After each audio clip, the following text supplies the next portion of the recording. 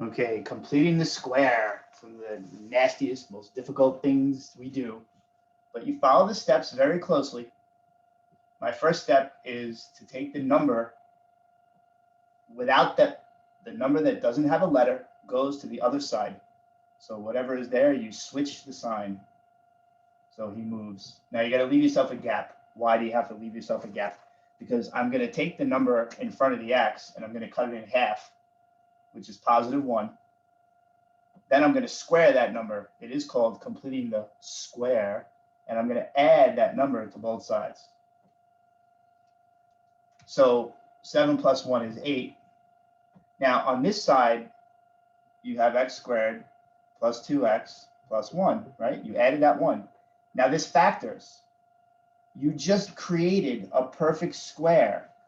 The number that goes here is the number that you got when you cut this in half. Half of 2 was +1. That's what you put right there.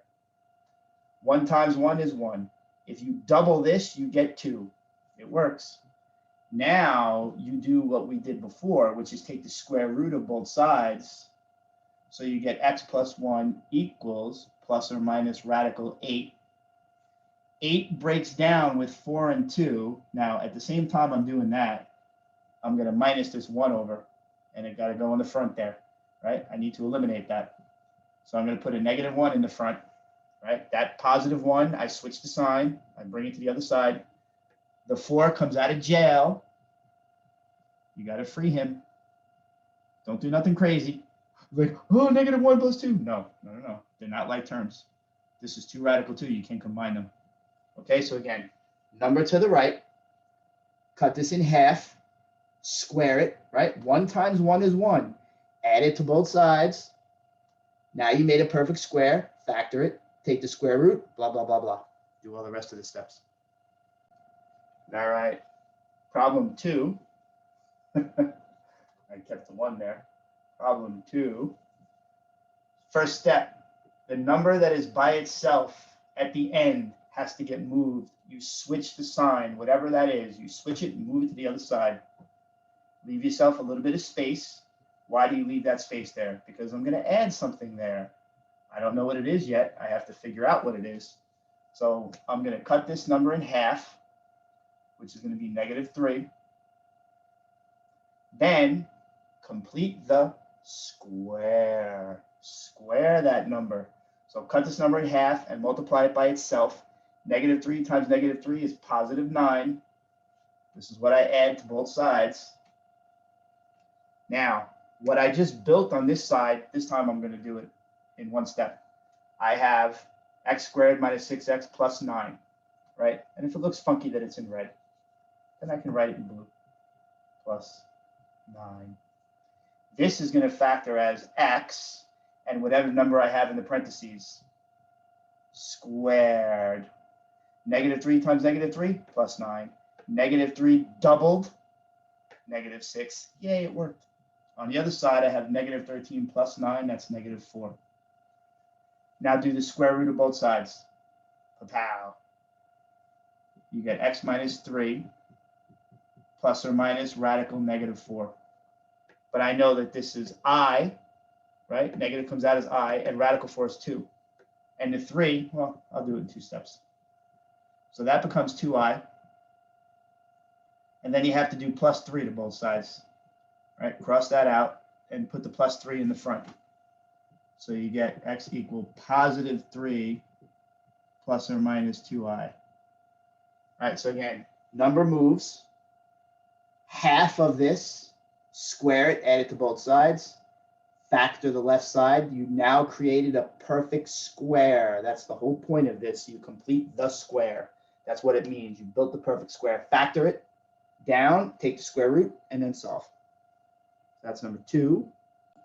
Okay, problem 3. First step, take that -20, switch the sign, move them over to the right.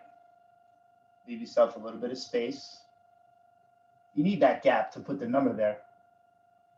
So again, cut this number in half, which is +2, right? Half of, dividing it by 2. Half of 4 is 2.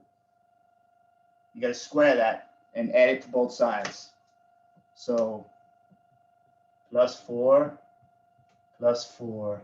Do it in green this time. So cut the number in half, square it, add it to both sides. 2 times 2 is positive 4. Now, on the left side, you just created a perfect square. That's going to factor as x, the number in the parentheses, which is plus 2 squared. And there you have 20 plus 4, which is 24. Right? Half that number. Don't forget the sign. This is not a negative 2, right? Whatever sign is here should be here. If this is a negative, this is a negative. If this is a plus, this is a plus. 2 times 2, 4. If you double 2, positive 2, you get positive 4. So if you were to multiply it out, you get that.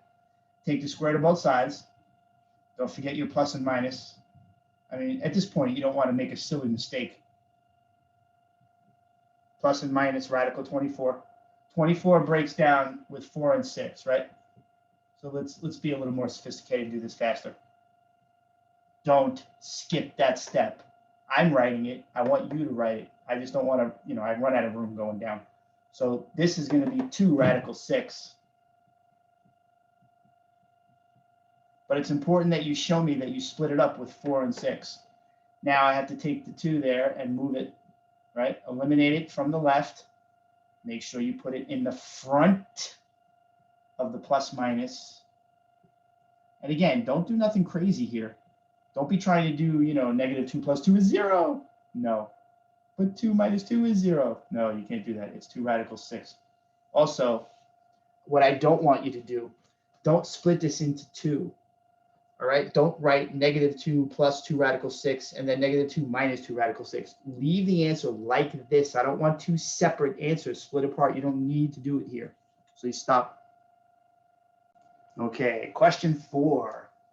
As always, step 1, take the number that's there and move it to the other side.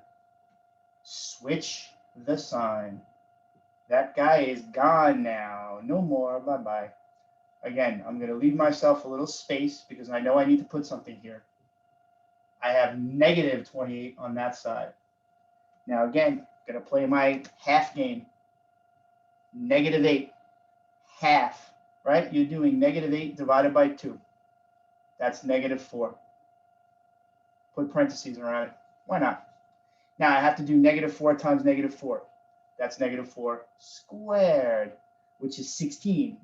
So I'm going to put plus 16 here, plus 16 here. Right? You add 16 to both sides. Half of negative 8 squared. Now again, it bothers me that it's in a different color on that side. I like it better like that. So you built yourself a perfect square. This dude is a perfect square. How do you factor him? Well, you put x, right? Because x times x is x squared. I need a number there. Oh, there it is. Negative 4 squared. Negative 4 times negative 4, positive 16. If you take negative 4 and you double it, negative 8. So it works. Now on this side, be careful. You don't want to, again, no silly mistakes. This is a very complex problem. You cannot do something dumbass when you're combining these together.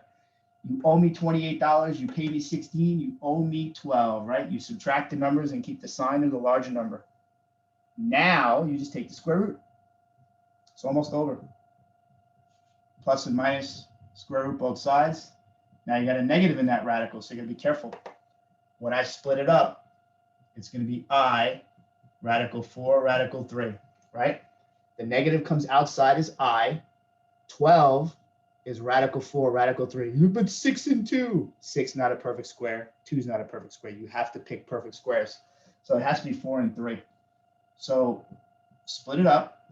Let's be, again, we're going to be more sophisticated. He comes out of jail as 2 and makes 2i. And I'll point out, if you go from here to here on your test or quiz and you don't write none of that stuff, I will deduct a point for the work being skipped. Make sure you show everything on the side, right? Don't skip this work. This is important. I'm doing it because I have a limited space and I don't want to be all the way at the bottom. Now I need x alone. So I have to do plus 4, but you got to put it in the front. It always goes here, right? And let's circle there. So you get positive 4 plus or minus 2i radical 3. Like, oh, 4 plus 2 is 6. No, it's 4 plus 2i radical 3. You can't possibly combine those into one. They're different creatures. All right, so just be very careful with all the steps you're doing. Be careful with the arithmetic. You don't want to make sign mistakes. You don't want to put the wrong number there. So be very careful when you do this. Now, I'm going to do the bonus one, number 5, just for fun. Okay, bonus problem, number 5. Once you see me do this question, you will understand why I wouldn't put this on your test or your quiz. Though I know some people who do, I won't do it. Step 1, easy. Take the number over. No problem. This isn't that bad. Leave yourself the space. Now, you have to take half of this number. So you're like, oh, it's 1.5. Half of $3 is $1.50. You can't do that. You have to, decimals are not appropriate here. You have to keep the numbers as fractions or whole numbers. So, what does it mean to take half of a number? It means you divide it by 2. So half of 3 is 3 over 2. Positive 3 over 2. Now I have to square that. Well, how the hell do you square a fraction? Times it by itself. What's 3 times 3? 9. What's 2 times 2? 4. So when you do 3 over 2 times 3 over 2, you get positive 9 over 4. But if you add it to the left, you better add it to the right. That's the big move. Half of 3 is 3 over 2. Square it, 9 over 4. Add it to both sides. Now, you got to factor this monstrosity. What? This thing here is a perfect square. It don't look like a perfect square. 9 over 4 is a perfect square. It's a fraction. So how the hell do you factor this? This is why I taught you this. Whatever number is here goes there. So you have a positive 3 over 2. Okay. If you times this by 2, what do you get? 3. 3. If you do 3 over 2 times 3 over 2, what do you get? 9 over 4. Wow, it works. Okay, now on that side, you have to be very careful. Take negative 1 and make it 4 over 4. Why? If you're going to add or subtract fractions, the bottoms have to be the same. And you can turn the number 1 into anything you want. So you may as well make it 4 over 4 so that the bottoms are the same. And now, how do you subtract these fractions? You keep the bottom of 4. And then you do 9, take away 4 on top, right? 9 over 4 minus 4 over 4. That's what this is. So this step is important. Do not skip that step. I have to see it there. I'm going to erase it just because it's an eyesore. Now, square root both sides. Oh, my God. So you get x plus 3 over 2 equals, I don't like the way that looked, equals plus or minus radical 5 over radical 4. Well, why don't you just put one big radical? Remember, if you have this, you're doing the square root of the top and the square root of the bottom. Why did I split it up into 2? What is radical 4? 2. You want to split it up. Radical 4 turns into a 2. So you get x plus 3 over 2 equals plus minus. Now, radical 5, what can you do with radical 5? You can't do a damn thing with radical 5, but radical 4 is 2. How does that help me? Well, I have to subtract 3 over 2 from both sides. Cross that out. Cha, cha. So you get x equal. Now you have negative 3 over 2 plus or minus radical 5 over 2. Well, guess what? They have the same frigging bottom. So take what's on the top, which is a negative 3, and a plus and minus radical 5, pow, all over 2. Now, this answer looks so friggin' nasty, but you know what? When you do the quadratic formula, negative b over 2a, You get the same shit like that. So this is how you complete the square with an odd number in the middle. I think that this is too advanced to put on a test or quiz. You can disagree with me, but you're wrong. This will not be on your exams, not be on your quiz. Maybe it's a bonus problem, who knows? But it was a bonus problem today. So again, half squared, added to both sides. Very nasty question with a very nasty answer. I don't think it's appropriate for an exam. So, but I wanted you to see so you can appreciate that you don't have to do it.